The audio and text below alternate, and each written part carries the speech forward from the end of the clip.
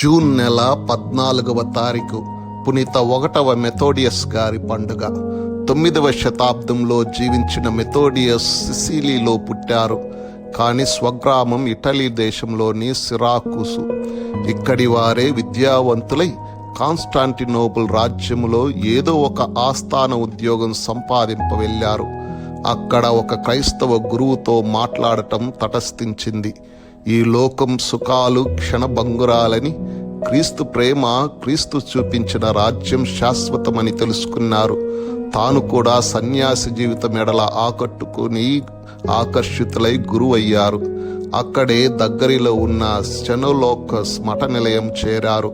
క్రీస్తు శకం 815లో Armenia Leo చక్రవర్తి క్రైస్తవం పట్ల ద్వేషభావం పెంచుకొని వారి పరిశుద్ధ స్వరూపాలను ఎక్కడికక్కడ నాశనం చేస్తూ అడ్డుపడిన వారిని హతమారుస్తూ ఉన్నారు.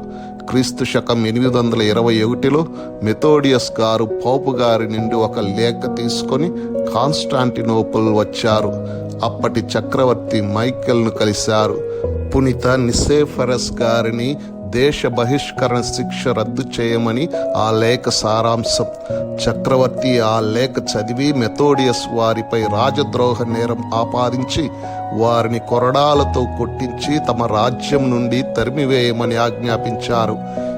ఇలా 7 ఏండ్లు పునీత అంద్రేయా దీవిలో జైలులో హింసాయుత జీవితం భరించారు. వీరు క్రీస్తు శకం 847 జూన్ 14వ తేదీన ఉబ్బసం వ్యాధితో కాన్స్టాంటినోపుల్ పట్టణంలో కన్నుమూశారు. వీరు రచించిన పునీత మరీనా, పునీత అగతా, పునీత కాస్మస్, పునీత దామియాన్ వంటి వారల చరిత్ర పుస్తకాలు భద్రంగా ఉన్నాయి. మెథోడియస్ అనగా నిజమైన త్రోవ అని అర్థము. బంగారు మాట. పునీతులైన వారు తమ చూపును అరికట్టుకున్నారు. ఎందుకంటే దేవుడు మరియు దేవుని సేవ తప్ప ఏది తెలియకుండా ఉండేందుకు. సృష్టి వస్తువులన్నిటినీ మర్చిపోయారు. ఎందుకంటే దేవుని మాత్రమే కనుక్కునేందుకు. ఇది మోక్షం చేరుకోవటానికి మార్గము. పునీత మెథోడియస్ గారా, మా కొరకు ప్రార్థించండి.